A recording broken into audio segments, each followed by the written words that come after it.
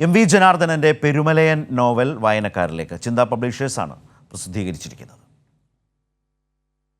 ഒരു കാലഘട്ടത്തിലെ കീഴാള ജീവിതം വരച്ചുവെക്കുന്നു എം.വി. ജനാർദ്ദനന്റെ പെരുമലയൻ നോവൽ.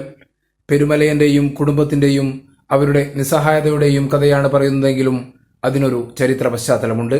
നിസ്സഹായതയിൽ നിന്ന് അഗ്നിപർവ്വതം പോലെ പൊട്ടിത്തെറിക്കുന്നിടത്ത് പ്രതിരോധവും പ്രതികാരവുമുണ്ട്. വടക്കൻ കേരളത്തിലെ നാട്ടുഭാഷ നോവലിൽ കാണാം. വിസ്മൃതിയിലാണ്ട നൂറുകണക്കിന് പദങ്ങൾ കടന്നുവരുന്നു. ഒരു നാട് എന്തായിരുന്നു എന്ന് പെരുമലയിലൂടെ ജനാർദ്ദനൻ ഓർമ്മിപ്പിക്കുന്നു.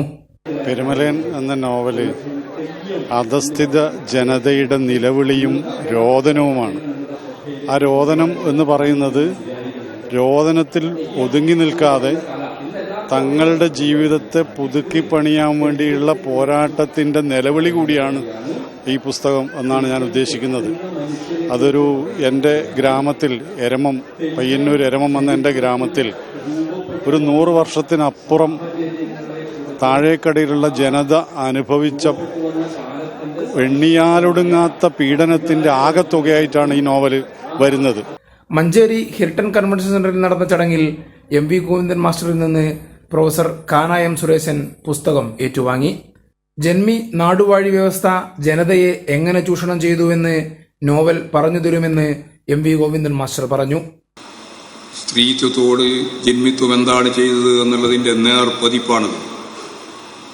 വായിച്ചു നോക്കുമ്പോഴേ നമുക്ക് രോഷാകുലമായൊരു മനസ്സ് രൂപപ്പെടും. ഒന്നാമത്തെ രാത്രി മുഴുവൻ പണ്ട് ജന്മിത്വത്തിന്റെ ഭാഗമായിട്ട് പണ്ട് ചൂണ്ടിക്കാണിച്ചാണ്. പക്ഷേ അത് ഈ കാര്യസ്ഥന്മാരും ഈ ജന്മിയും എല്ലാം ചേർന്ന് എങ്ങനെയാണ് സംഘടിപ്പിക്കുന്നത് എന്നുള്ളതിന്റെ കൃത്യമായ ഒരു രൂപം ഇതിൽ വരച്ചു കാണിച്ചിട്ടുണ്ട് ഈ നോവലിൽ. അഡ്വക്കേറ്റ് സി ശ്രീധരൻ നായർ അധ്യക്ഷത വഹിച്ച ചടങ്ങിൽ കെ.ഇ.എൻ. കുഞ്ഞഹമ്മദ് മുഖ്യപ്രഭാഷണം നടത്തി. മികച്ച ഡെപ്യൂട്ടി കലക്ടർക്കുള്ള സംസ്ഥാന സർക്കാരിന്റെ പുരസ്കാരം നേടിയ doctor ജെ.ഒ. Arun, Kerala Sangeetha Nataka academy award ജേതാവ് പ്രശാന്ത് മാങ്ങാട്, ഓടപ്പഴം പുരസ്കാരം നേടിയ നാടൻപാട്ട് കലാകാരൻ കെ.സി. ജയരാമൻ എന്നിവരെ ആദരിച്ചു.